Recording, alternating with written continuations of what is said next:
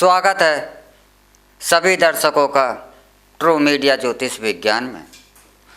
हमारे बहुत सारे दर्शक और बहुत सारे सज्जन यह जानना चाहते हैं कि कोर्ट में अगर कोई केस चल रहा है और केस में कोई सफलता नहीं मिल रही है, विघ्न बाधाएं बहुत ज़्यादा आ रही हैं, तो ऐसा कोई उपाय जो कोर्ट केस के अंदर अदालतों में जो परेशानियां हैं और जो दिक्कतें आ रही हैं उन केस के लिए लेकर वह समाधान हो जाएं और जीवन इन अदालती चक्करों से मुक्त होकर जीवन सरल हो जाए। तो आज हम अपने उन्हीं दर्शकों के अनुरोध पर इस विषय को लेकर आए हैं और इसका उपाय हम आपको बताते हैं कि जिन लोगों के कोर्ट के अंदर, कोर्ट कचहरी में कोर्ट के अंदर केस चल रहे हैं, उनके केस उलझे हुए हैं, उनके केसों में कोई समाधान होता नज़र नहीं आ रहा है, काफ़ी लंबा समय हो गया है और कोर्ट कचहरी के चक्कर लगा लगा कर वह परेशान हो गए हैं, लेकिन समाधान दूर दूर तक दिखाई नहीं दे रहा है।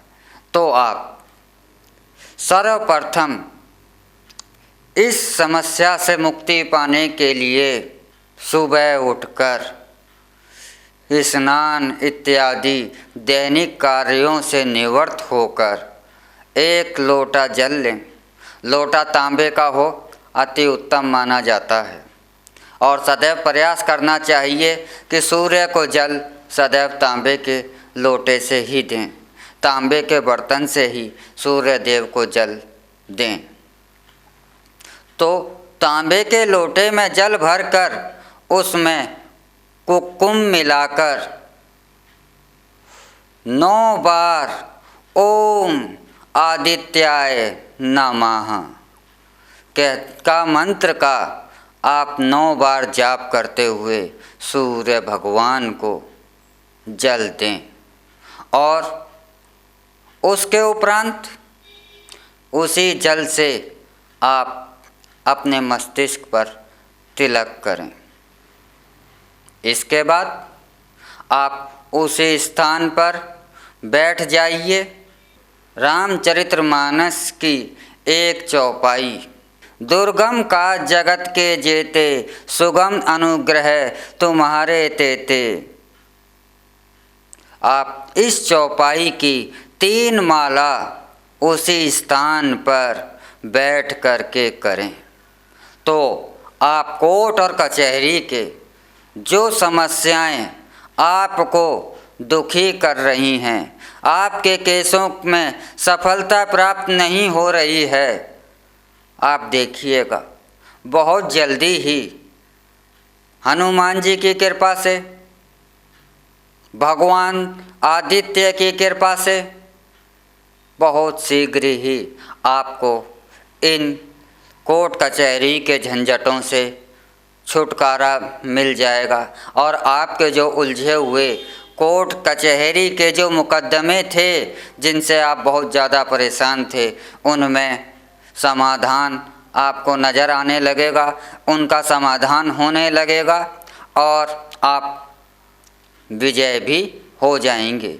क्योंकि यह विधि, यह उपाय जटिल से जटिल, भयंकर से भयंकर कोर्ट कचहरी के मुकदमे हों, जीवन के और भी क्षेत्रों के जो मुकदमे हों, उनमें आपको सफलता दिला देता है। यह हनुमान जी की कृपा से बहुत आसानी के साथ, सरलता के साथ आपके समाधान हो जाते हैं। यहाँ एक बात और बता दूँ, बहुत से दर्शक इस विचार भ्रम में पड़ जाते हैं कि माला कौन सी हो और यदि हम पर माला नहीं है तो हम 3 मालाएं कैसे कर सकते हैं। तो जो दर्शक किसी माला का इस्तेमाल नहीं करना चाहते तो उनके लिए सर्वश्रेष्ठ माला होती है करमाला। करमाला अर्थात हाथों के द्वारा से माला को जपना। यह विधि भी मैं आपको बता रहा हूँ क्योंकि देवता की करमाला को अलग तरीके से जाप किया जाता है और देवी की माला को अलग तरीके से। तो आप अनामिका उंगली को यह वाला दूसरे स्थान का जो भाग है मध्य का, यहाँ से शुरू कीजिएगा। 1 2 3 4 5 6 7 8 9 10। यह अनामिका उंगली से शुरू होकर और कनिष्का से होते हुए तर्जनी तक 10 जो मंत्रों का जाप माला कही जाती है, यह देवता के लिए कही जाती है। और यदि आप देवी का मंत्रों का जाप कर रहे हैं तो आप इसके लिए आप शुरुआत तो मध्य अनामिका उंगली की मध्य भाग से ही करेंगे, लेकिन आप इसको जड़ से चलते हुए सीधा तर्जनी से होते हुए आप कनिष्का के मूल तक पहुँचेंगे। तो देखिएगा 1 2 3 4 5 6 7 8 9 10। कनिष्का सबसे छोटी उंगली के मध्य पर आपके 10 पूरे हो जाते हैं। यह माला जो होती है यह देवी के जाप के लिए होती है। तो आपके पास अगर कोई माला भी सुलभ नहीं है तो आप करमाला से भी आप इसका जाप कर सकते हैं। और 3 माला का अर्थ होता है कि एक माला के अंदर 108 मंत्रों की एक माला मानी जाती है। तो 324 मंत्र एक साथ जब जाप किया जाता है तो वह 3 माला कही जाती है। तो आप इस विधि को, इस उपाय को आप करिए, आप कोर्ट और कचहरी से मुक्ति अति शीघ्र पाएंगे।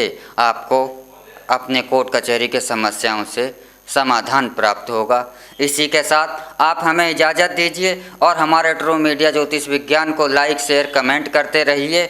और जो दर्शक हमसे नए जुड़े हैं वह सब्सक्राइब करना भी ना भूलें। ओम नमः शिवाय। भगवान भोलेनाथ सबका कल्याण करें।